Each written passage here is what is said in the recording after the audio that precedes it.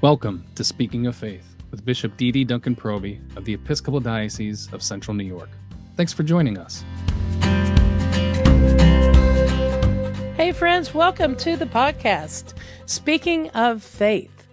Something we find it hard to do or fun to do or a joy to do. I don't know what speaking of faith would mean for you, but welcome to our curiosity and our wonder in this podcast. You are part of the conversation, so come join us as we talk about things together. My name is DeDe Duncan Proby. I am the Episcopal Bishop of Central New York. I'm joined today by Adam Eichelberger, and we're going to talk about something that really is in the news right now. And this last week, I sent out a pastoral letter to the Diocese of Central New York outlining guidelines that have to do with AI. And so, first of all, I think we need to make sure we have the same language about this. What do we mean by AI? Some of you may be, on top of this and know. Some of you may have heard it and not really looked into it. But what I mean when I talk about AI is what's called artificial intelligence. It is a branch of computer science that builds machines or in some cases data centers that are capable of simulating human intelligence. And when I say simulating human intelligence, that's really what it is. A large language model is what some of them are called because they use a large amount of language. They look at all of the things that are on the internet, collate it, put it together, mash it around, and then it's kind of predictive. It's like if I were to say, last night I read a Harry Potter novel. This illustration is actually on the internet, so I'm using this almost like language model. But if I read a Harry Potter book last night and I was really interested to read Harry Potter and if I paused, the next word I might say, whether it's Philosopher's Stone or the Sorcerer's Stone, there are percentages of how often sorcerer or philosopher is used on the internet. And so a large language model would predict that I might be about to say Harry Potter and the Sorcerer's Stone, for instance. But you already know that if you know anything about this series, that in the United States, it might be one word, and in the United Kingdom, it might be a different word. So one of the problems with large language models is it really is situational. It depends what large amount of language has been put through this processor. And then also, like anything that is a generalization, it's kind of garbage in, garbage out, or quality in, quality out. It's going to really pump out whatever bits it's picked up. So if you think of like some people have used AI for sermons, they've put in 4 words, said, write me a sermon on this passage. AI pumps out a sermon on that passage. Well, what is not known is that AI has taken bits of sermons from all different places, all kind of hodgy-podgy, taken bits and bits and bits, the most often quoted words or phrases, and then just shoved it into a document. And so it could be just really garbage and not a great thing at all. And it could be something that actually is profound. But keep in mind, the point of a sermon is for a human person to proclaim God. And so the humanity is missing from an AI-generated sermon. While it may be predictive or used or sequenced based on what humans have written, it lacks the human expression of faith. And so it's dehumanizing at its very core. And so one of the reasons I wanted to put out my pastoral letter last week is because, I've been saying for a while, the horse has left the barn on this. AI has been growing and growing and expounding. And even now, more developments are being made that are around artificial, generative, or general, depending on which term you use, intelligence.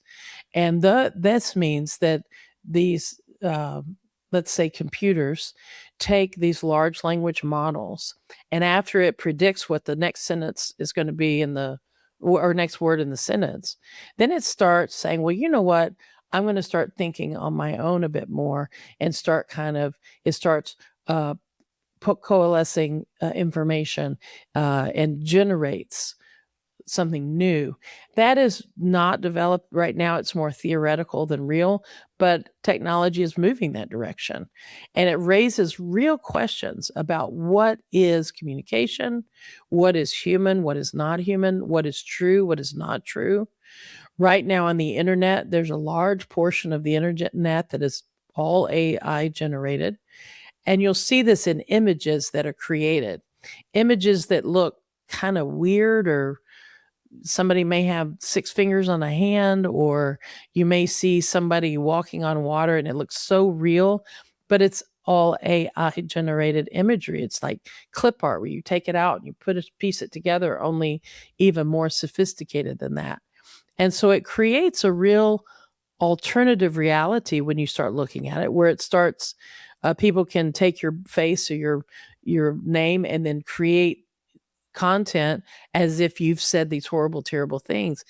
So it becomes increasingly necessary to question what we think we're seeing, what we're reading online. Was it really said by this person, or is somebody sort of tampering with AI and creating something new? There's a real question, and it's grown and grown to the point where everything we read and everything we see, when we look at images, we need to be questioning, is this an accurate image? Did a human write this, or is this something they're doing, or has this been generated out of this amalgam of just information? The reason, in the pastoral letter that I sent to the diocese, I highlighted just a few of the ways that AI can be used to harm, misinform, or really tear down what we believe as people of faith. And now this whole first part sounds like I'm not a computer scientist. I'm really, in some ways, this is a large language model in human form. I'm just repeating to you what I've learned and what I understand to be true. But with the pastoral letter and who we are as people of faith, I know from the Gospels that God is about relationship, relationship, relationship. Our relationship with ourselves, our relationship with one another, and most especially our relationship with our Creator. It's a very human context. Jesus comes to us in human form. We are to be in relationship with one another as fellow people of the kingdom of God, or the kingdom of God, or God's community. And so when we utilize technology, as with anything in our lives, to utilize these opportunities for the well-being of one another, where we're not participating in dehumanization. We're not tearing down, but building up what God is doing in our midst, which is a human endeavor.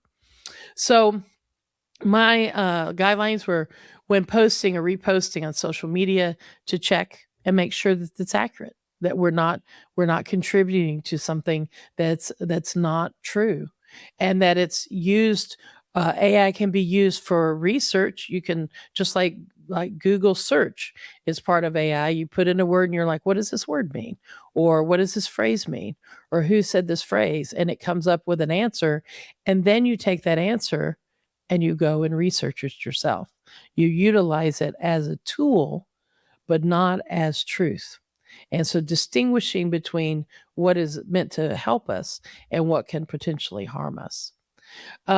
You can read all of the guidelines online on the website of the diocese, so you can look at those and see those. And I encourage you to be talking about this and thinking about, what does it mean to be human?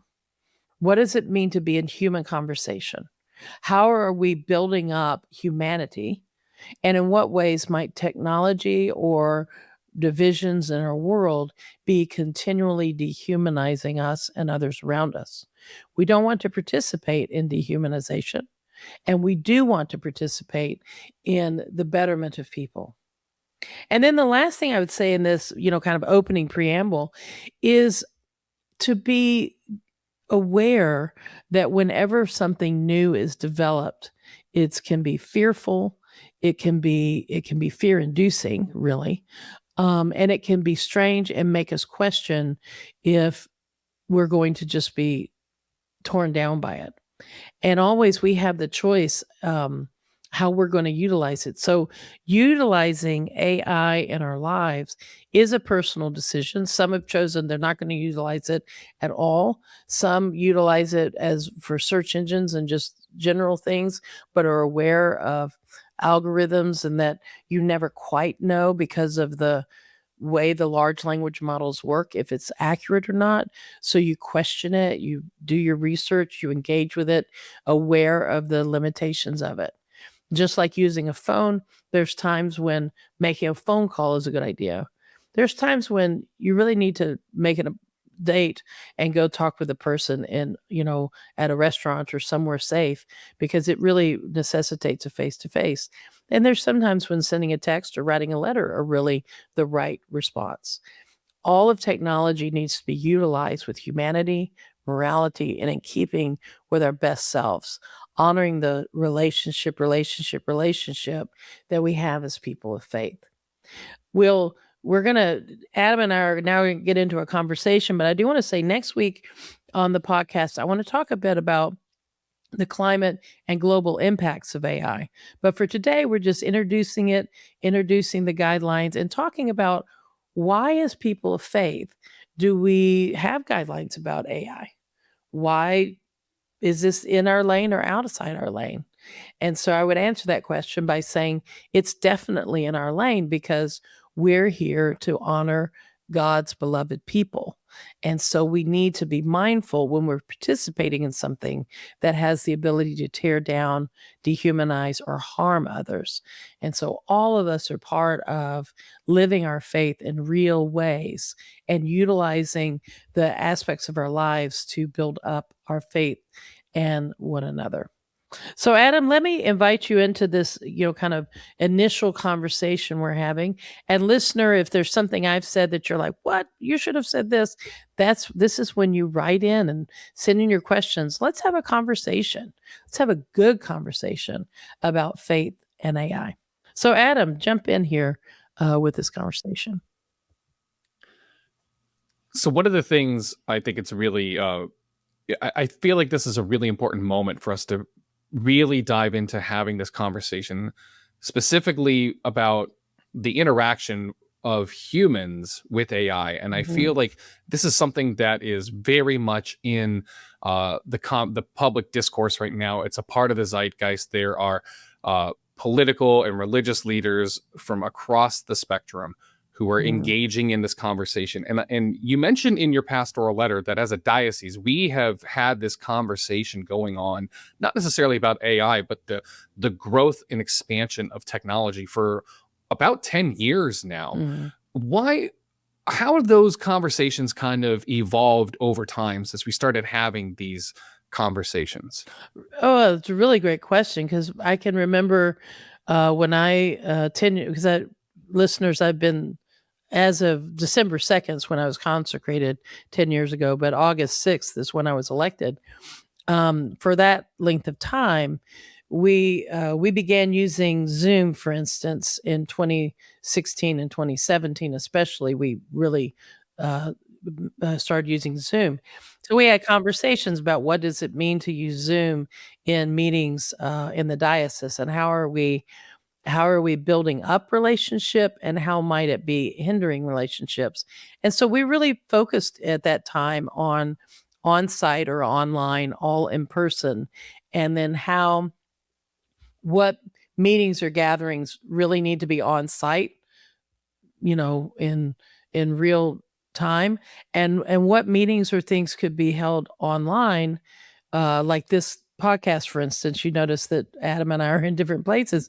What things could we be fully present to? Adam and I are both in person, but utilize the technology. And so we had those conversations. Then we also, in about 2018, no, I think it was 2017 also. In that time, we talked about Facebook and Instagram and, Snapchat and all the social media that have algorithms, and who do you see and who do you not see, those choices that are being made for you about the information you get, the vacuums of information that we're in. And so we really had conversations about how these technologies, while they connect us, also isolate us. The high rates of depression with social media, and the the way that identities and egos are harmed, especially with young people who are online too much with social media and can get, all have wrong views of themselves as not skinny or fast or smart or good enough. And so we've talked about those harms for a long time. In the last year to 2 years, in clergy gatherings with lay leaders with across the diocese, we have talked more and more about AI. At the House of Bishops, we've talked about AI over the last 3 or 4 years. Um, and those conversations at first really centered around sermons and writing and having integrity about communications among leaders and as people of faith. I think over the last year, as AI and now AGI have come on the scene, those conversations have really centered more around what does it mean to be human, and human engagement, and the necessity of human engagement, the climate impacts of AI, the next level. So I think over those 10 years, you can really see a real movement, all related, all kind of part of the same conversation about human interaction, but adapting as the technologies, because this is all moving. I mean, right now, today, we're talking about this. By next week, it may be a new thing has been. It's all a moving reality. I agree 100%. And I think I really like that you kind of started to highlight, and I want to go a little bit deeper into this change and innovation within technology. So the church, by and large, sometimes it is at the forefront of these things. Sometimes it takes it a while. Often embraces new technology. I mean, we can even look at things like the printing press as an embracing of new technology, to Absolutely. utilizing radio and television, to live streaming. How is AI similar for us in the church as these kinds of innovations that we've utilized in the past? And then how may it be different? That is a great question. And listener, this is where you're part of the conversation. What would you say? I'll tell you what I say. I'm gonna get to. I was so glad you brought up the printing press. You probably did that because I had this thing about it. But you know, after the plagues, society went through a response. Every time there is a plague, every time there is a big thing, there are predictive patterns that humans go through when they have faced life and death as a part of living. And so with the plagues, and then you have the printing press, the dissemination of information, and the leveling, or the way in which it empowered anyone to be able to write or engage in a way, and changed language forever. Because before the printing press, you had these very strong restrictions on whose voice could be heard, really, when you're talking about the dissemination of information. So with the printing press, tracks and putting things out, and suddenly it's egalitarian. Anyone can be putting things out. And so that means too that you have a shifting of the elites of academia and intellectuals, with the common person having an equal voice. And so on one hand, that's a wonderful thing, because it empowers everyone to have a voice.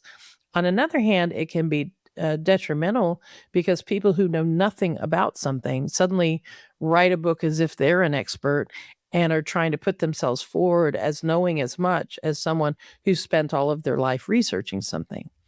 Well, right now, today, we see that very live every day.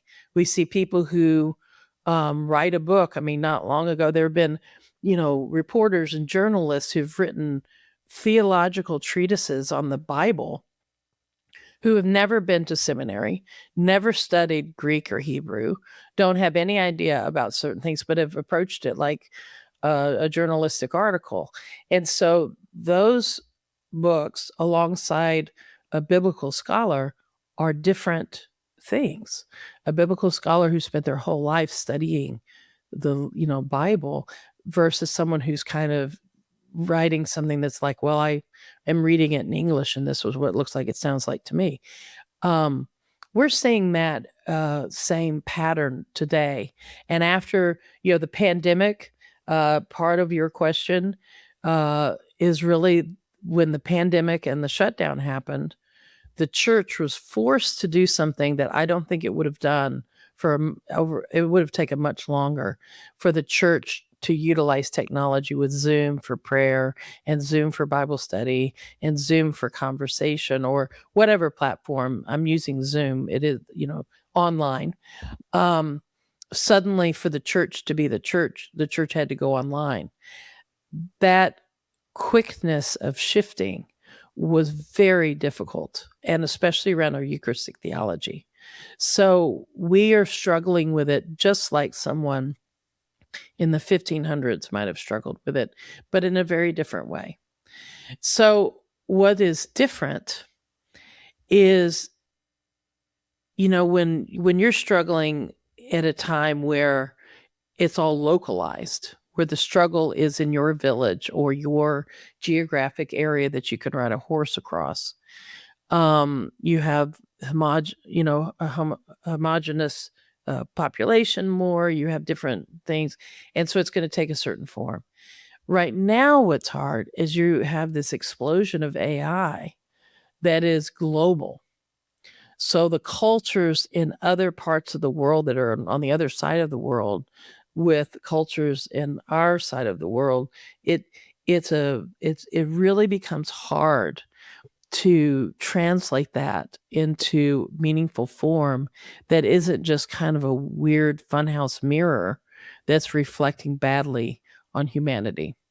And I think, the difference, using the metaphor of a mirror, if you think of the, 1400s, and it may have been like an old lead, kind of not a very good mirror, but you could kind of see the image. And today it would be like looking in a prism and trying to see an image. It would be so much happening. So I think there's a real danger in how it will distort our view of humanity. I think it has the potential to distort our understanding of what is true and right and good. It has the ability to distort what we believe about ourselves or the world. And so it is very complex, the dangers of it. I agree 100%. And one of the things that I appreciated about the letter, not to be blowing our own horn here, but one of the things I appreciated is the fact that we have to look at this and see that there is a reality that, like you said, the horse is out of the barn, and we have to understand what it is that's in front of us instead of lighting it on fire. Like, I'm sure that, and like you said, you have a lot more basis and grounding in knowledge of how culture, faith, and everything changed with the advent of the printing press. This is kind of one of those moments, and you highlighted this. It's the rapid pace at which this is moving. I think all of these markers when we talked about technology prior to this were like, this is a thing and it's happening, and there's this time to breathe and adjust.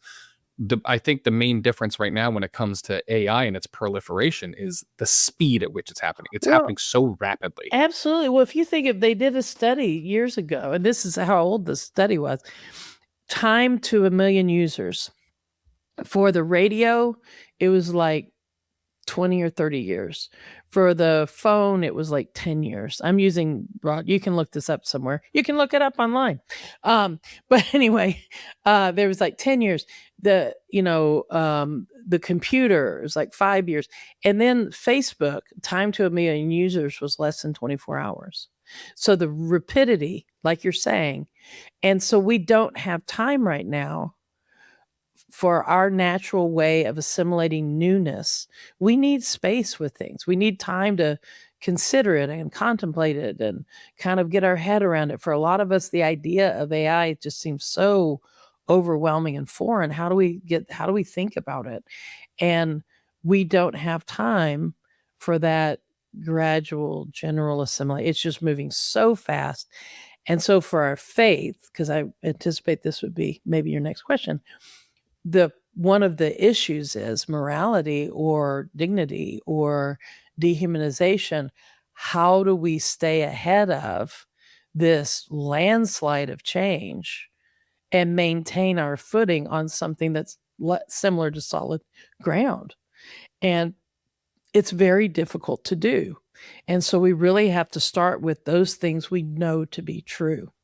And one is that we believe in a higher power, and in the Episcopal Church, we believe in God, the Trinity, the three in one, and that we believe that Jesus commanded us to love one another, that we're better when we forgive one another, we're better when we care for one another, and that with AI, what used to be a global world where it took days and days and years really to get around it or across it, it takes a moment now for, you can instantly be in Thailand online.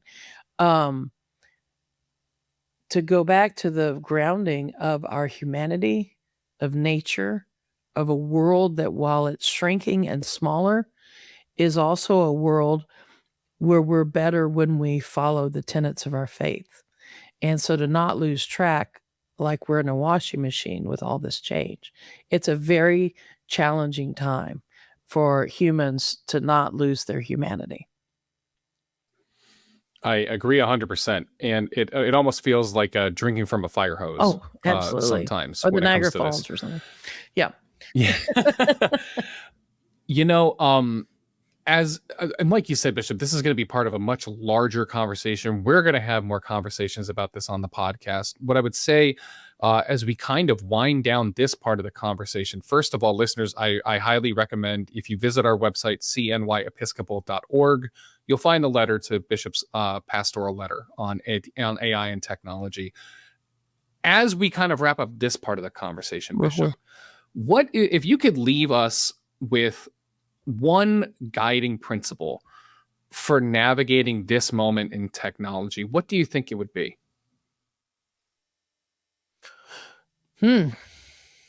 This is when you know that Adam has not told me these questions in advance.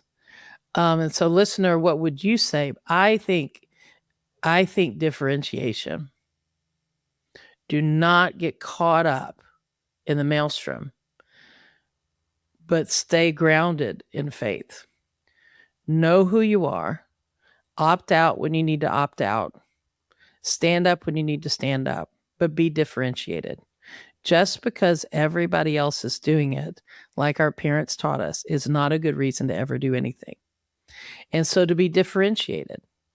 And so if we feel that we can use Chat GPT or Claude or Google AI or Apple AI or whatever AI platform you want to talk about or engine, and we can do it responsibly and it doesn't seem to be harming us, then to have curiosity about it and to stay alert, stay differentiated, stay awake with it. And, I'm just going to leave that there. Paul tells us to be alert, to watch out, and to not lose track.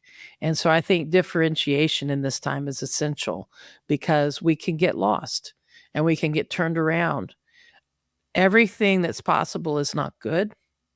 Everything that it seems true is not. And so to be self-differentiated, to take personal accountability for how we utilize any technology. When we drive a car, we need to drive a car with safety and care in mind. When we utilize the internet, we need to utilize it with safety and care in mind. So, and then there is no reason we have to let somebody else's emergency be our emergency. We don't have to go faster than we want to go, and to take your own pace, and then be curious.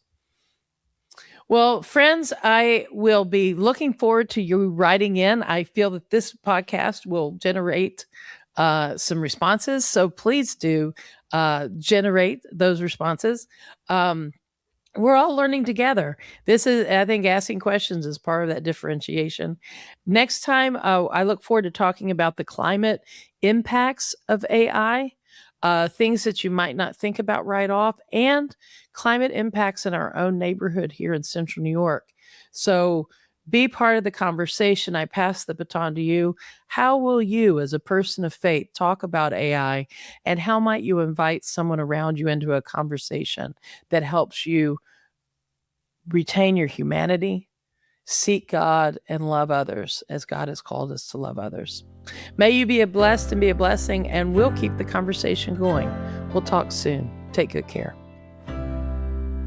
Thanks again for joining us on Speaking of Faith. Make sure to leave us a review and subscribe wherever you get podcasts. Connect with us online at cnyepiscopal.org. Or you can join us on Facebook, Instagram, or YouTube at CNY Episcopal. We'll see you next time. Speaking of Faith is a production of the Episcopal Diocese of Central New York.